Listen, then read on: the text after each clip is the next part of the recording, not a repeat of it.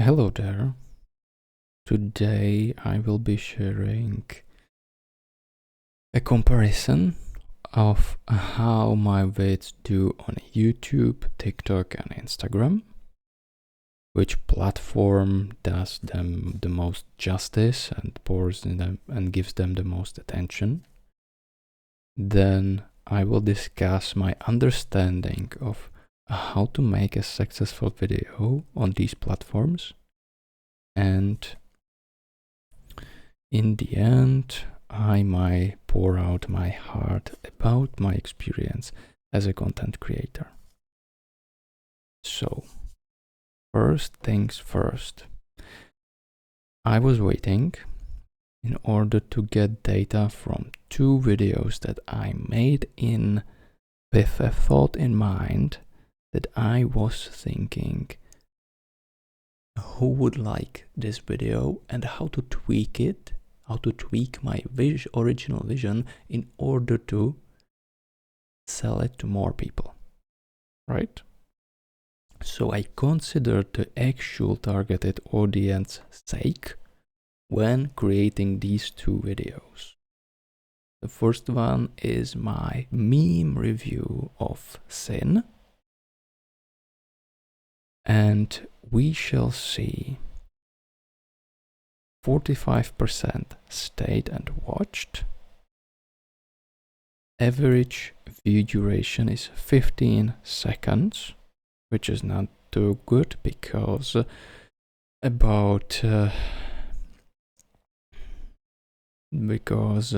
video is about 30 seconds long, and it also didn't receive too many likes. It was like 20 or so, which is quite a slow portion of total views.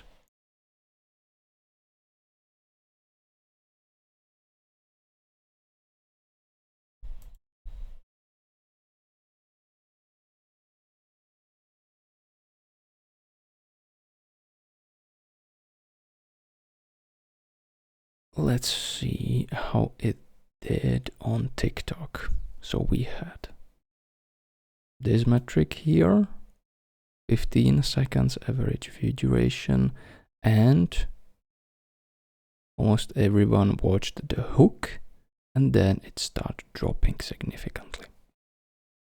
On the TikTok, there is less views, right? Much less people watched the whole thing. Here it's about 10-11%. Here it's only about 3%. And average watch time is 7 seconds.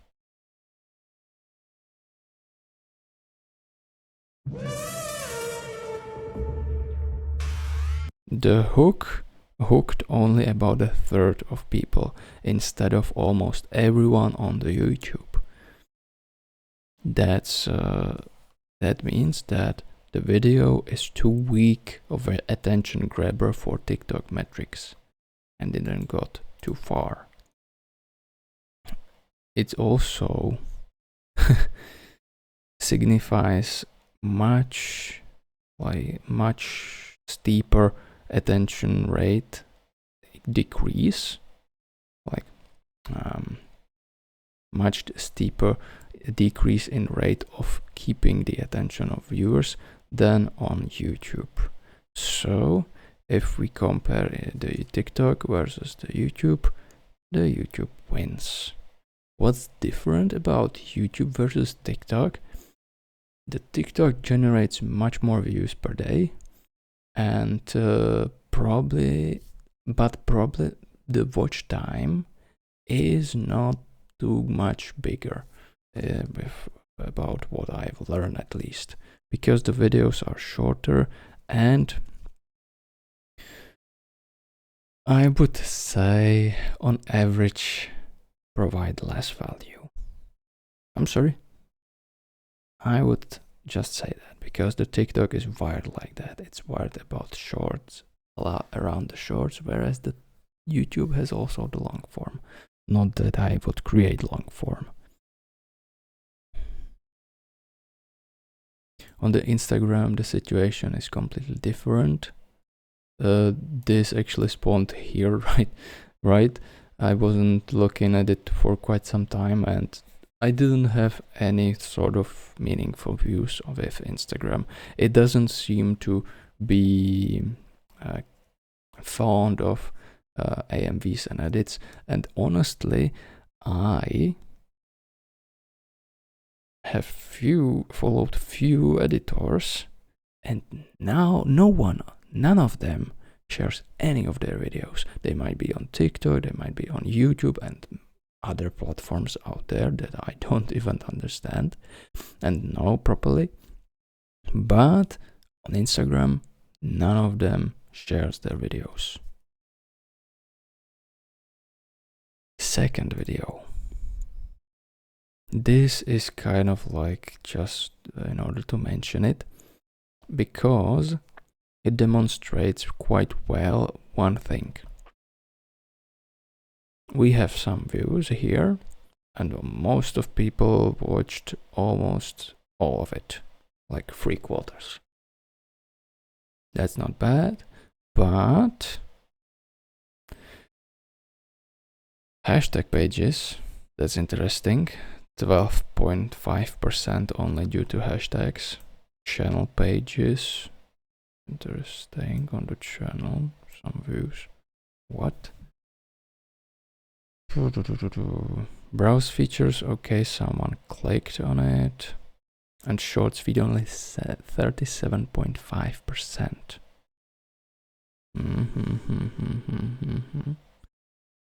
So do your homework and write down the hashtags, and then the trafficking is much better. How about on TikTok? I wanted to demonstrate another thing. The TikTok banned it. Not like completely, but it excluded it from For You feed, which is the algorithm responsible for majority of views on TikTok. The only way someone watched it is through my profile, right?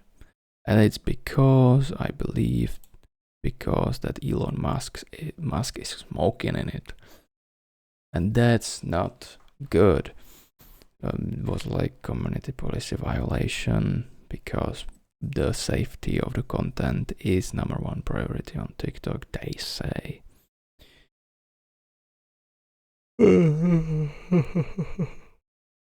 So no traffic. The TikTok nuked it.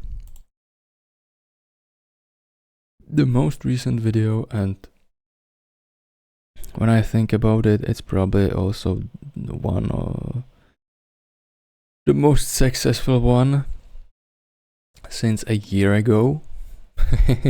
Quite an achievement. It was completely engineered by me for some group of people to like it, right? My original vision was just a meme about my own opinion, who cares? But the second one is using the same premise, because I felt too sorry for overqualified meme not to be turned into a weak edit, which led to creation of this, which was completely just engineered. I actually never lie about my opinions and do not create anything I wouldn't like myself, but when creating this, it wasn't out of passion and pure fandomhood, but because I thought that there might be someone who would like to see this. And that was the deal with this video, which actually gave me the most subscribers I have seen in a while. So I'm not dishonest when making this, but I just don't feel too strongly about it, right? On the YouTube, it did the best in the whole last year. On TikTok, it did worse. What is interesting though is that quite a lot of people watched the full video. I got some followers from it, thank you, welcome. Welcome to the channel. And about 50%, about 50% dropped it after initial hook. So the showing that there are some effects in the video is supposed to be a hook in this scenario, and that is probably responsible for at least some attention rate. I'm so freaking bad at this. Okay, so that would be the comparison. YouTube wins. I was pissed at the YouTube, but I was angry with YouTube, but yeah, it gives my creation the most love. The TikTok gives a little bit love even to the least successful videos, whereas the high effort ones do not receive that much, and the YouTube appreciates those high effort ones more. It's probably because the TikTok is wired to make more views, so the views gets lesser.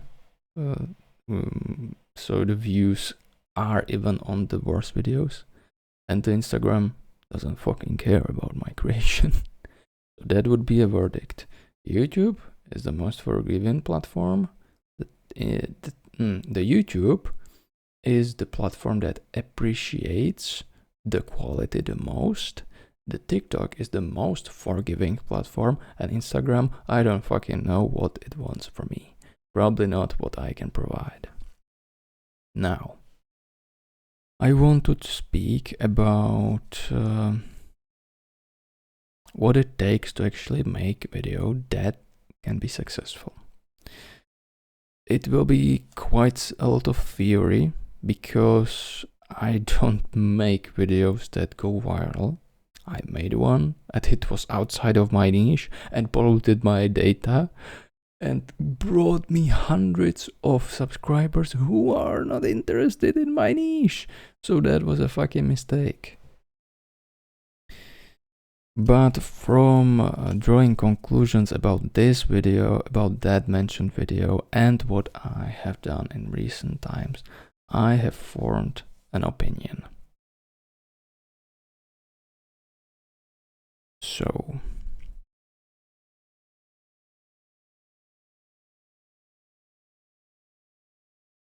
what do these platforms do in order to achieve their goal, which is to keep people watching?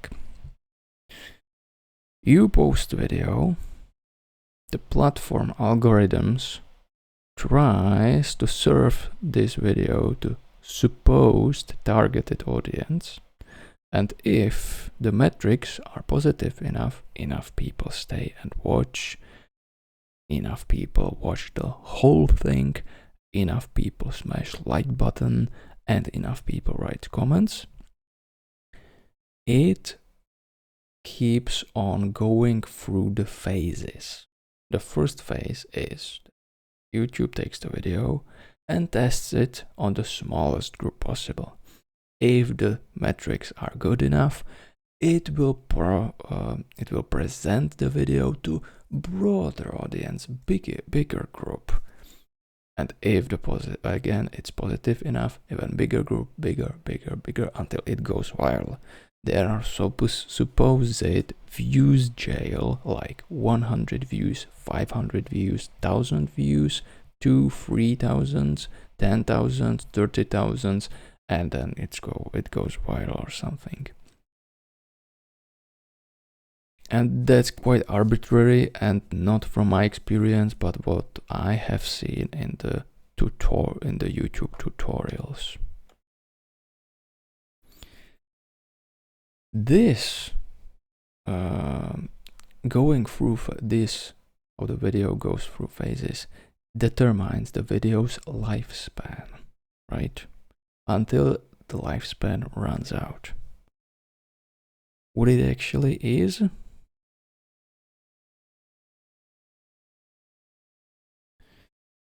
That's simple. How long the video will be getting views, that is the lifespan of the video.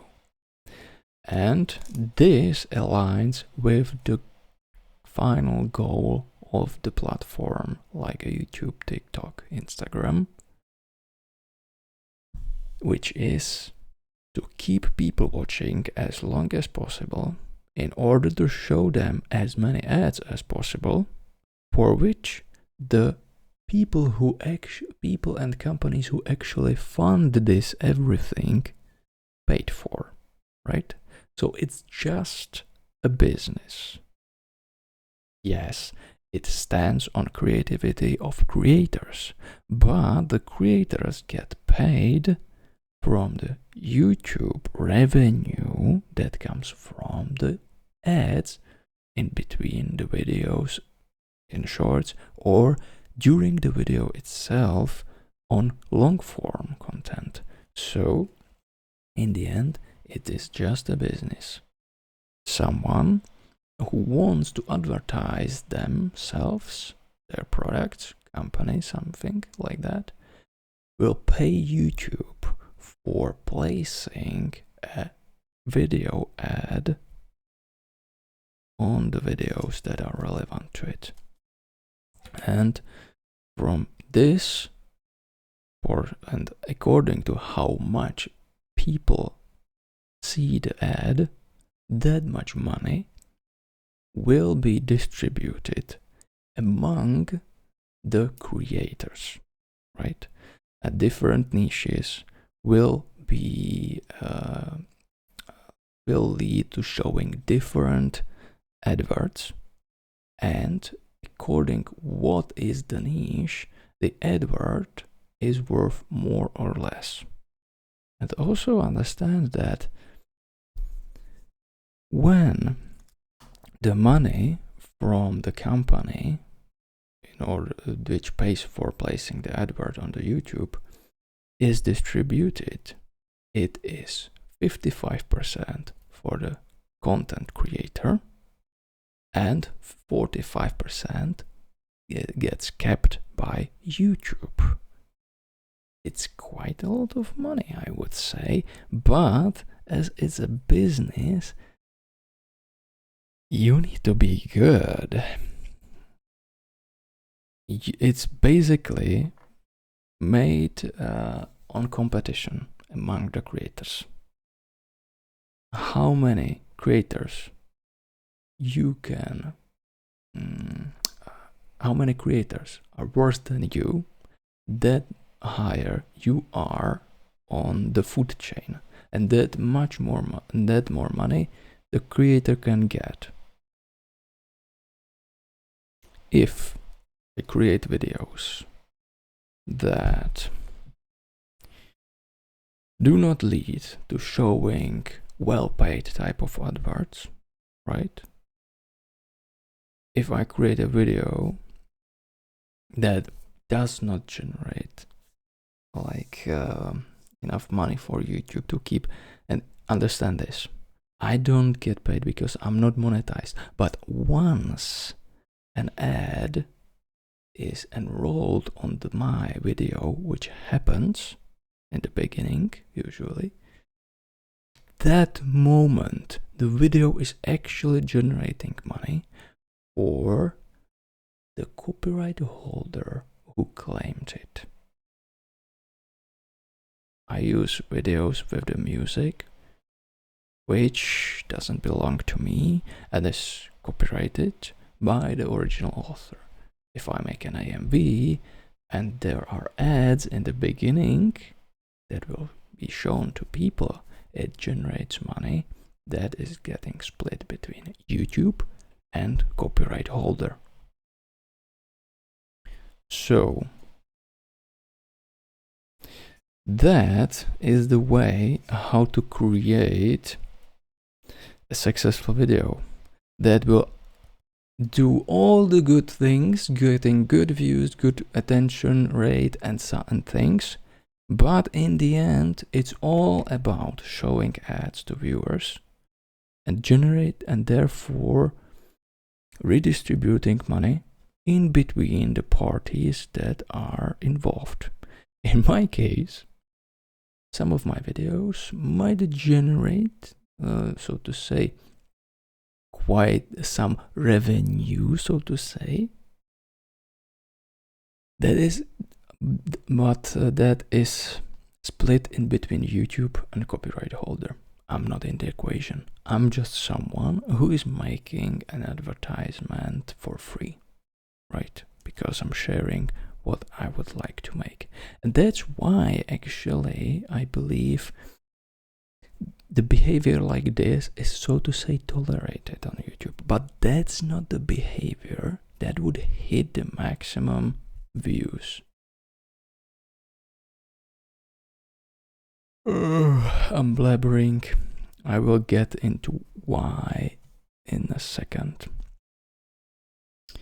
Also, the success, not only in this, if the video is shit, it will not get any views and it will not generate any revenue for anyone. So this correlates with the principles I have already established in another video. How to get views? The video needs to be high quality. You need to show people something they want to watch. Also, the topic is key because it dictates how many people are actually would be interested in watching that video. If the video targets a small amount of people, it will not get many views. If it targets everyone who has the YouTube app, then it will generate an immense amount of views. And also, a hack in all of this equation is if the topic is relevant at the time when you post a video. If you post a video about something that, like a series that just ended, that it's a release on new season, everyone is still kind of thinking about it and they are more likely to watch content about it, right? If you make a video like edit or something about show that is 20 years old and almost no one knows it, it will not get any views.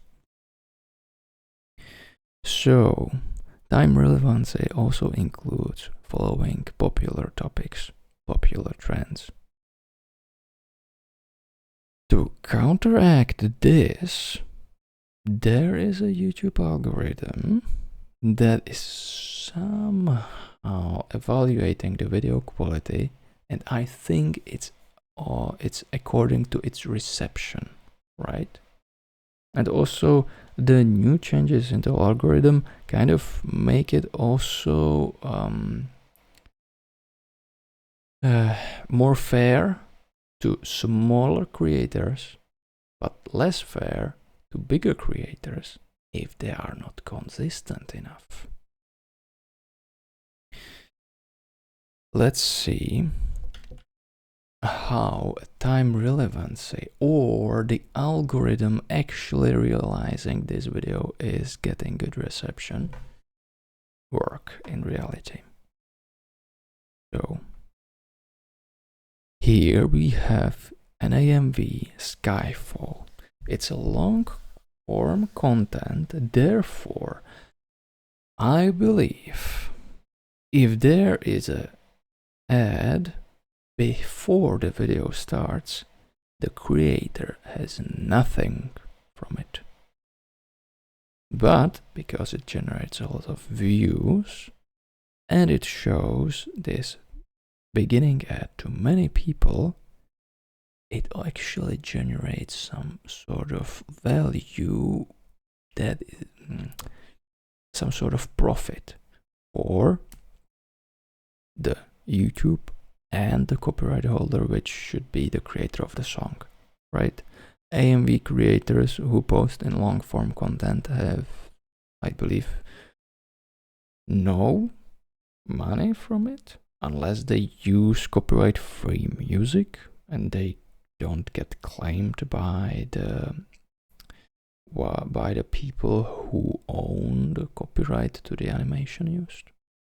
This is kind of vague for me. I'm not in the group of people who make money actually from these. Let's test it if there is an ad before it. Holy fucking shit, there is no ad. That's insane. Which means that from these views, no one is getting shit. The AMV is high quality on popular show in its prime, released in the prime of the show, right? Right after the show ended, like maybe month, 2 months ago. That is still, I believe, quite a relevant time to release anything. So here we can see high quality, broad audience, and time relevancy, all of these ticked. Now, I remember there was an AMV, quite explicit one, that had like 4 million views in the 2023.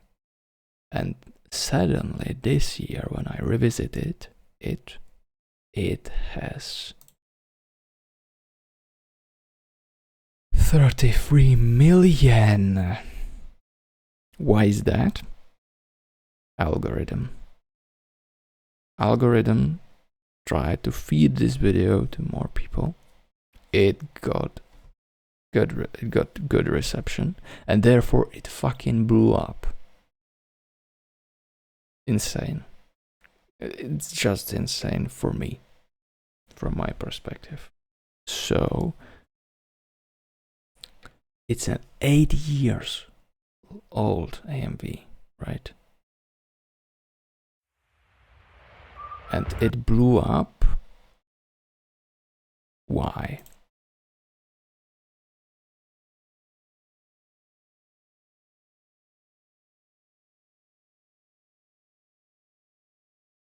What? What?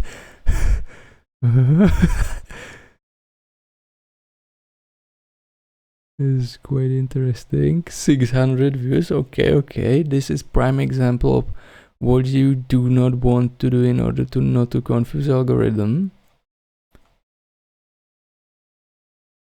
Where is... let's go for the most popular ones. Are you fucking kidding me? I cannot show some of these here. But that was expected. Anyway, what was the views? 20 million, 50 million, 10 million. Okay. Let's get the fuck out of here. Yeah. So, it's an explicit type of content, and it got good received by the dirty-minded fools around the world, so to say. And therefore, the algorithm picked it up. So the quality was like NSFW related, right? And enough people watched it, therefore those things blew up, even though they were quite old. And I believe the creator is not active anymore on the YouTube, so I cannot actually say for sure how much the consistency of your activity actually matters. That is the last thing that I want to demonstrate on creators I actually follow. So, in order to succeed on YouTube, you need to be a skilled content creator that delivers high quality videos. Also, include popular trends. I will talk to that. Not only just your vision, but also what the people want. And then there also might be question of consistency. How often you upload, because we might not like it, but there is a deadline on every creation, right? Look at the TV shows. If there is too long of a gap in between seasons of a series, people grew detached from it and will not watch the new season. If this is intended to be avoided, it leads to compromises, and then people will call it out that the quality is shit, like in the 3rd season of Invincible. And the similar thing applies to release of your content on the YouTube. If you take too long gaps in between of release of your videos, people kind of stop giving a shit about your channel and go find their entertainment elsewhere. Does actually Algorythm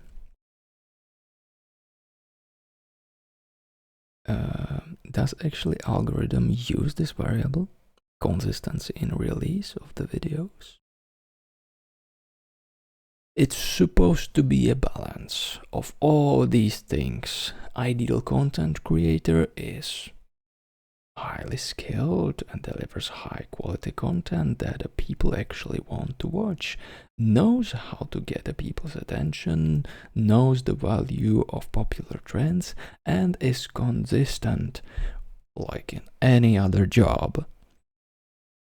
This generates the most views, and if it provides some sort of value that cannot be copyrighted by other parties, then it leads to channels being monetized and making money, splitting the ad revenue in between YouTube and creator.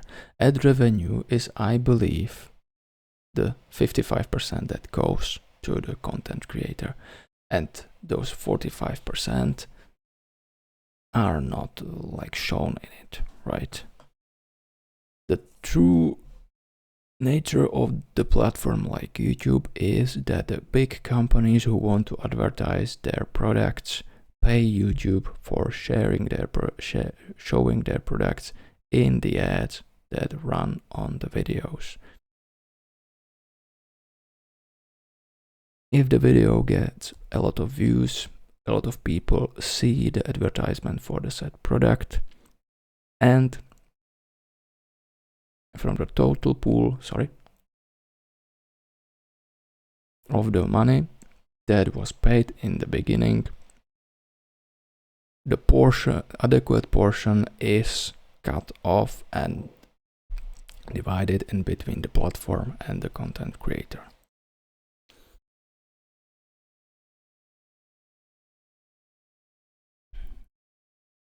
The SolverEditor is someone who was active like for 3 years straight. Another content creator, Savitar, had 3 months break. Now, how much would YouTube punish Savitar for taking a vacation from his supposed job. I don't think he makes money, but nonetheless, taking a vacation for 3 months. Your boss would probably fire you, and didn't YouTube do the same? If we look at the views of the video lastly released 3 months ago and the views that are on the newest, like a week old video, we could say that the YouTube fired Savitar from his job of being an editor. Is that so? That second edit is one of the best edits I can think of when it comes to Murder Drones edits. The next one was not that much impressive. Get the fuck out. And the second one, even though the SolverEditor was consistent, he has similar amount of views on his edit that shares the same song with the Savitar's edit. So let's watch.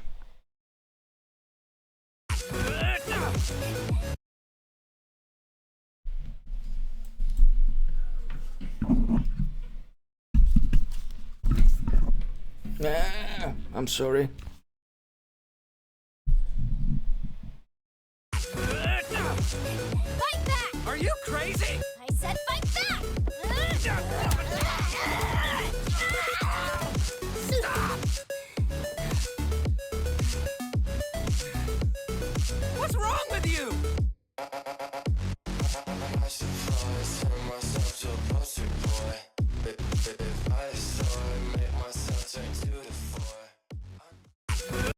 Okay, so Poster Boy is, I believe, relevant at the time. And the edit is quite good. It references 2 different characters voiced by same voice actor who delivered the same line in both scenarios. Quite good, quite impressive. I cannot make something like that fast. It would take me like a week before I figured out the things. So who am I to speak? Anyway, the Savitar has the Poster Boy edit, and what is his? You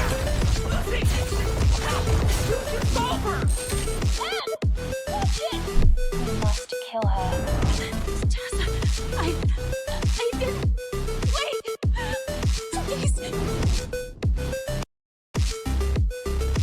You knew about the pack, yes or no? One chance.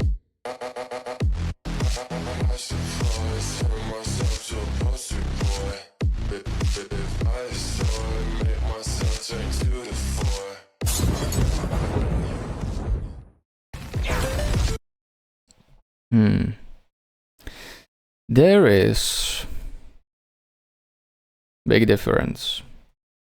Savitar's edit is more to impress another editors, and the SolverEditor's edit is to more impress regular people, because the Savitar's edit relies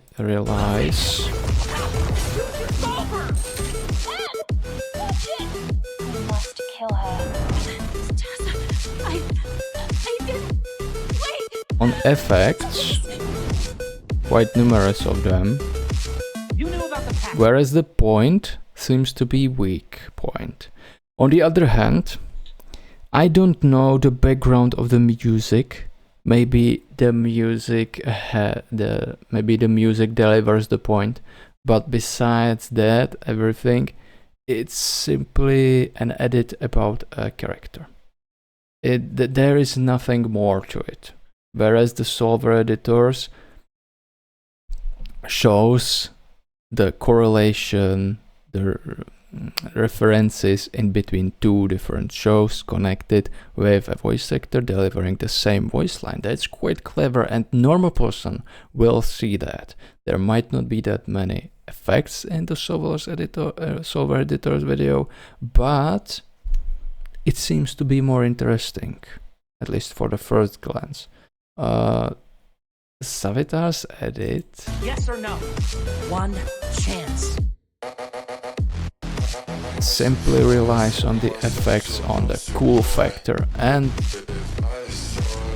the character. It's quite hilarious to listen to someone like me trying to assess it. So I would give it to SolverEditors.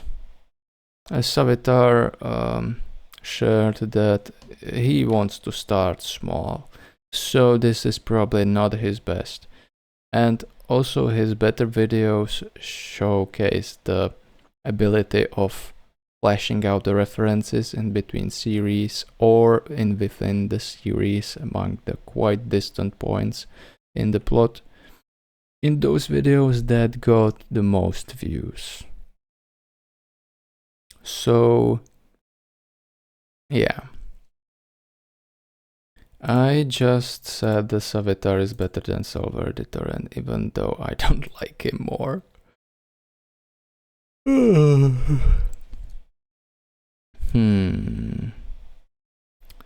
What would be... This would be...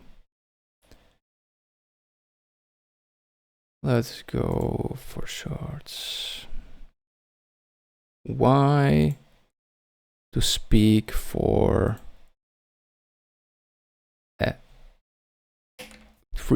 far to speak for 40 minutes about something I barely understand, and in this insanely bad fashion. Why would I think about how the algorithm works when I'm supposed to not give a shit about it? That's simple. I'm just trying to make a note about what I know because I'm warming up to quitting.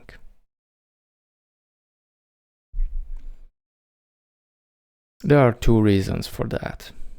First, I got a little bit familiar with the game and I understand what is in the play, therefore it makes it less exciting, less gamble.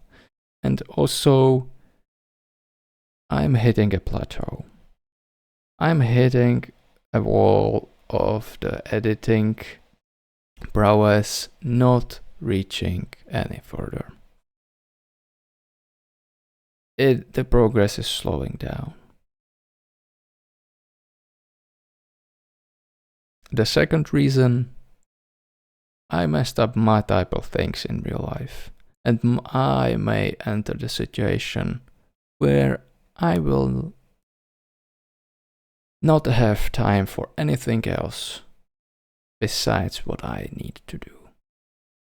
This all is just a hobby, and to be honest, it consumes way too much time. Understand this. If I was getting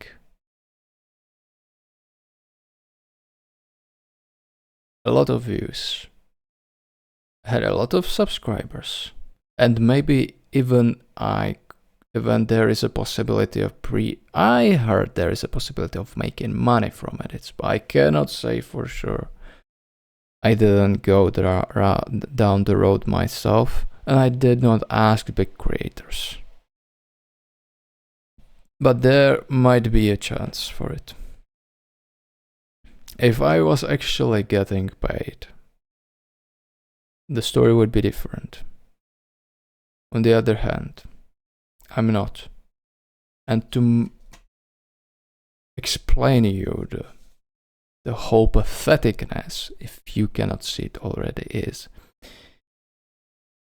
I spent an all-out effort, quite a lot of time I should spend by doing something else on a hobby that in the long run makes my life worse by consuming that time.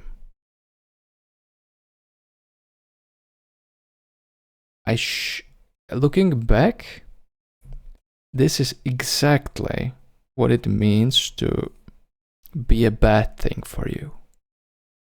Creating a video feels good at the moment, but turns into a regret in the future.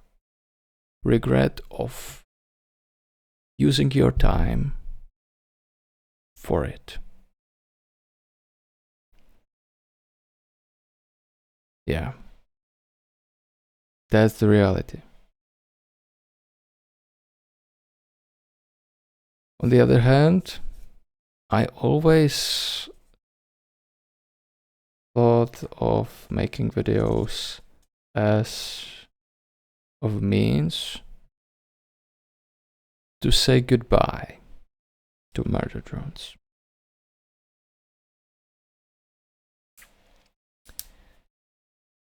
Yet, the more videos I create, the more attached I become, but not emotionally. My emotional attachment got severed by release of second season of Arcane, around 3 months after the murder drones ended. Since then, I still had quite a lot of passion for making videos about murder drones, but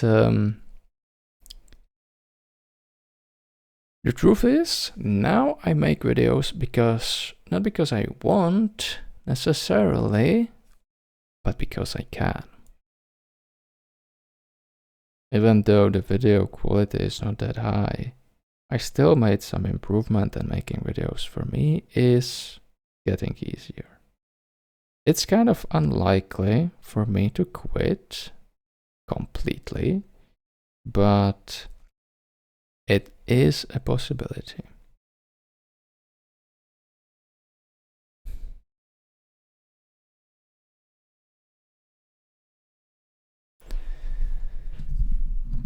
Multiple things can happen. First, I will give it up. Like, detach myself completely, bye-bye. Second, I will continue in some meaningful tempo, like one video every 2 weeks, one video a month. Or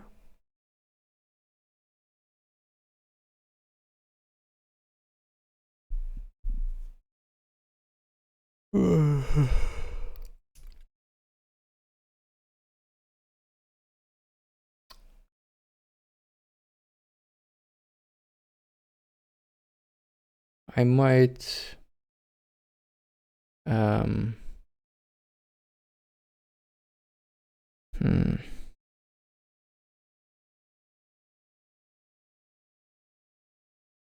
I wanted to say something, but I won't. Because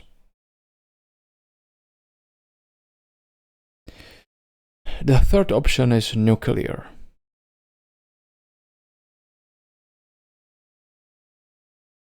In order to detach myself from wanting to create things, I would have to do something I sworn to never do again since like 15 years ago.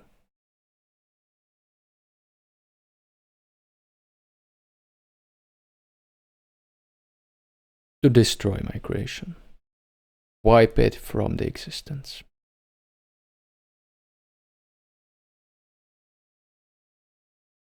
Deleting my channel. Or at least its content.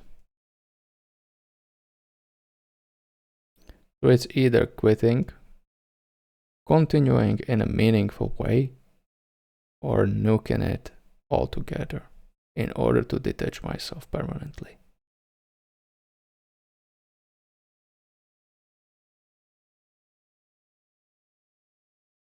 It might be possibility what happened to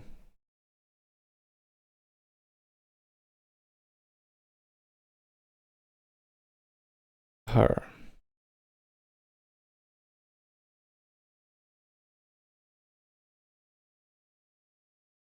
One day, I visited this channel and couldn't find any murder drones edits I liked so much.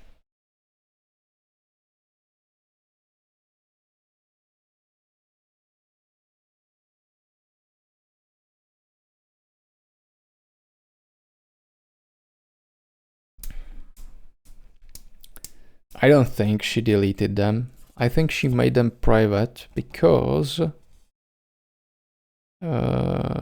she didn't want to mess with the fandom anymore.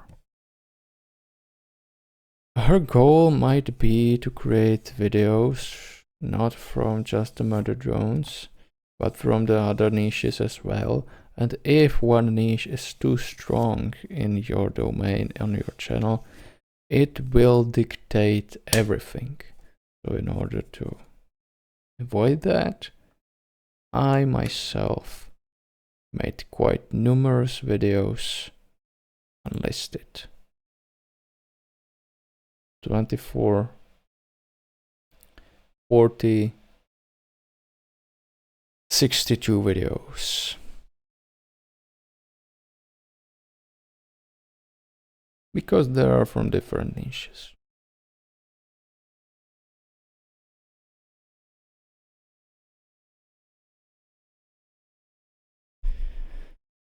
Now, why I would want to or even consider deleting all of this? Simply put, I cannot stop thinking about it. I cannot stop thinking about making videos. When I get new idea, I am anxious to write it down in the and have it like available. When I create a video, there are 10 more waiting for creation because I write them down. What is worse? To have a good idea and forget it, or to write them down and then getting from deadline to deadline? Simply put, for some reason, I'm not getting too much like pleasure from videos anymore. It's a natural course of things, but it's also because you cannot dream forever. You need to live in reality. And I'm bad at balancing dreaming and living in reality.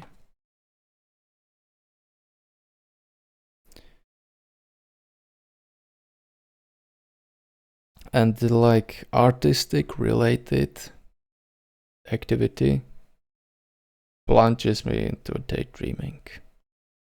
Big time.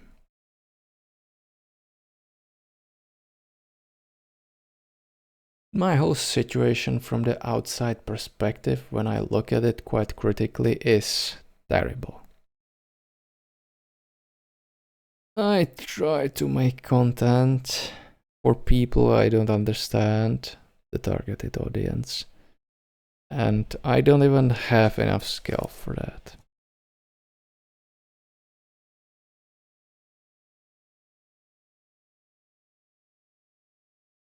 The worst thing about it all is probably the sleep. The intrusive thoughts, the new ideas, the exhilaration of editing something and then waiting for how well it gets received. It's just too much, man. It just takes too much from me.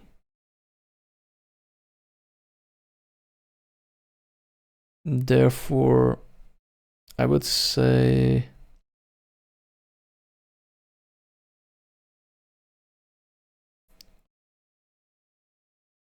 I'm not cut out for this.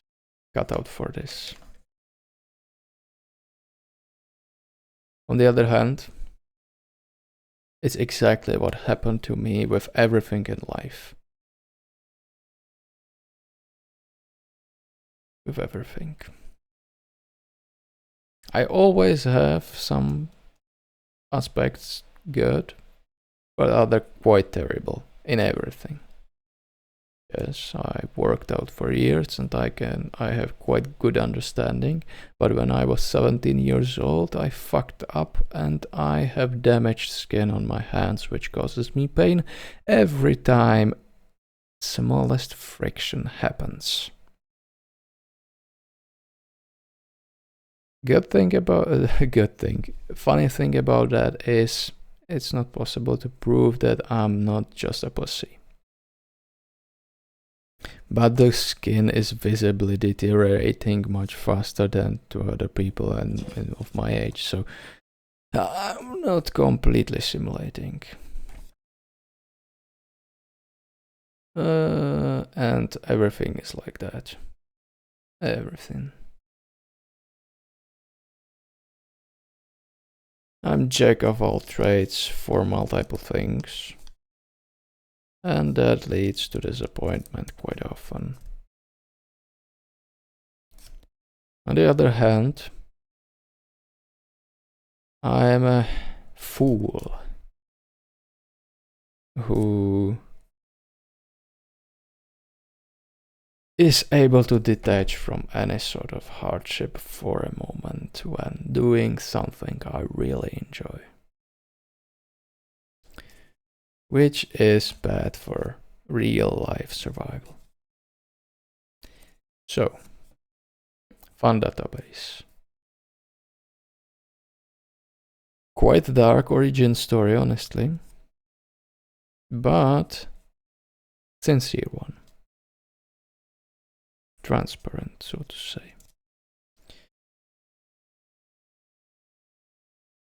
I might regret everything I posted here, everything I made, all this time I spent, but honestly, I always grab to these sort of activities when these are best option. Like, what was the second option? Depression and playing games back then. This way I actually acquired some value. I have some editing and it fulfills me. On the other hand, I am quite healed from what was hurting me back then, and I might just move on with life. Anyway, that would be all. Thank you for watching, and goodbye.